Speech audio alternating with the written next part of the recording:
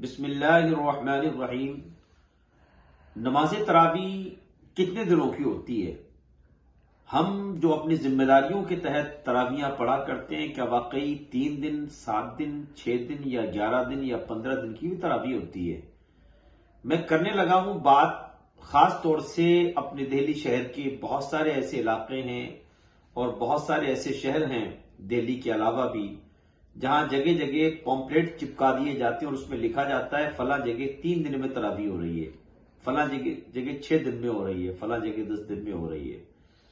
تو یاد رکھنا، تراویح کہیں 6 دن میں ہونے والی نہیں ہے پوری، نہ 3 دن میں ہو سکتی ہے، نہ 8 دن میں ہو سکتی ہے، نہ 11 دن میں ہو سکتی ہے۔ تراویح چاند دیکھ کر شروع ہوتی ہے اور چاند دیکھ کر ہی مکمل ہوتی ہے، ایک بات تو یہ ذہن میں رکھ لیں آپ۔ دوسری بات یہ ہے، ہاں قرآن جو پورے رمضان میں سننا سنت ہے، مکمل رمضان میں ایک قرآن کا تراویح میں سننا ہم سبوں کے لیے سنت ہے۔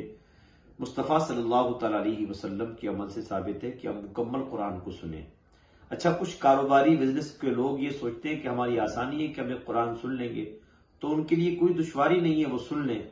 لیکن ہوتا کیا ہے، جو 3 دن کی تراویحاں پڑھا کرتے ہیں، بڑی معذرت کے ساتھ عرض کر رہا ہوں، جو حضرات 3 دن کی تراویحاں پڑھتے ہیں، اس میں اکثر جو حاضرین ہوتے ہیں ان کی جو تعداد ہوتی ہے نا، وہ اکثر لوگ ان کی حالت یہ ہوتی ہے کہ وہ اندازہ لگا لیتے ہیں کہ امام صاحب کتنی دیر میں رکوع میں جائیں گے، اتنی دیر تک وہ نیت نہیں باندھتے ہیں۔ انہوں نے گھڑی دیکھی اور گھڑی دیکھنے کے بعد اندازہ لگا دیتے ہیں کہ کم از کم آدھا گھنٹہ امام صاحب کو پڑھنے میں لگے گا۔ ظاہر بات ہے 3 دن میں آپ تراویح کرا رہے ہو تو 10 پارے تو روز پڑھ ہی جائیں گے، اور 10 پارے پڑھنے کا مطلب ہے 20 رکعت میں کتنا ٹائم لگے گا ایک رکعت میں۔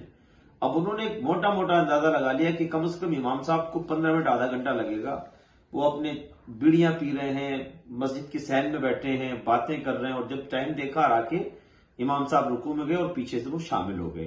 اور یہ بھی پتا ہے کہ پہلی رکعت لمبی ہوتی ہے، دوسری تھوڑی شارٹ ہوتی ہے۔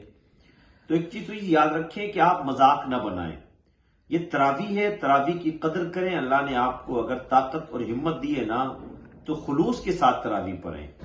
خدا کے لیے آپ تراویح کو مذاق کے طور پر نہ لیں۔ آپ اگر شوق سے گھر سے نکلے نا تراویح پڑھنے کے لیے، تو خدا کے بندو تراویح واقعی طور پر تراویح پڑھو، اور اللہ سے دعا کرو کہ اللہ ان تراویحوں کے صدقے میں اللہ ہم سبوں کو نماز پنجگانہ کا عادی بنائے۔ تراویحوں کا مقصد یہ نہیں ہوتا ہے کہ ہم لوگوں میں واہواہی کرائیں گے کہ جی ہم تو نماز تراویح کے پابند ہیں۔ تراویح کی بڑی فضیلت ہے۔ نبی رحمت صلی اللہ تعالیٰ علیہ وسلم نے ماہ رمضان میں کی راتوں کو قیام کرنے کا حکم اسی لیے ارشاد فرمایا، جس میں تراویح بھی شامل ہے۔ اور خود ہمارے مصطفیٰ صلی اللہ تعالیٰ علیہ وسلم اور صحابہ کرام اس عمل کو کرتے بھی تھے۔ اگر ہم اس نیت سے گھر سے چلے ہیں کہ ہم نے مصطفیٰ جان رحمت صلی اللہ تعالیٰ علیہ وسلم کی پیاری پیاری سنتوں اور اداؤں پر عمل کرنا ہے، تو ہرگز وہ نوجوان تماشا نہیں بنائے گا، خلوص کے ساتھ جائے گا، تراویح میں شریک ہوگا، اللہ کا ذکر کرے گا اور اپنے گھر میں آ جائے گا۔ دوسری چیز یہ ہے، اگر آپ 6 دن میں قرآن سننا چاہتے ہیں تو شریعت کی طرف سے پابندی نہیں ہے۔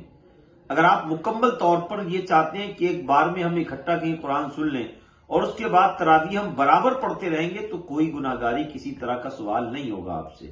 لیکن اگر ہم نے یہ من بنا لیا کہ ہم نے 3 دن کی تراویح پڑھ لی ہے، ہم نے 10 دن کی پڑھ لی، ہم نے 6 دن کی پڑھ لی، پھر ہم نے تو تراویح تو بہت دور کی بات ہے، ہم نے تو عشاء بھی نہیں پڑھنی ہے، تو خدا کے لیے تراویح آپ کی مکمل نہیں ہوئی، آپ کا قرآن مکمل ہوا ہے۔ تراویح کم مکمل ہوگی، جس طرح آپ نے تراویح چاند دیکھ کر شروع کی تھی، اسی طرح چاند دیکھنے کے بعد یہ تراویح مکمل ہوگی۔ مجھے امید ہے کہ انشاءاللہ اس چھوٹے سے مختصر سے میسج کو آپ حضرات اپنے احباب تک پہنچائیں گے۔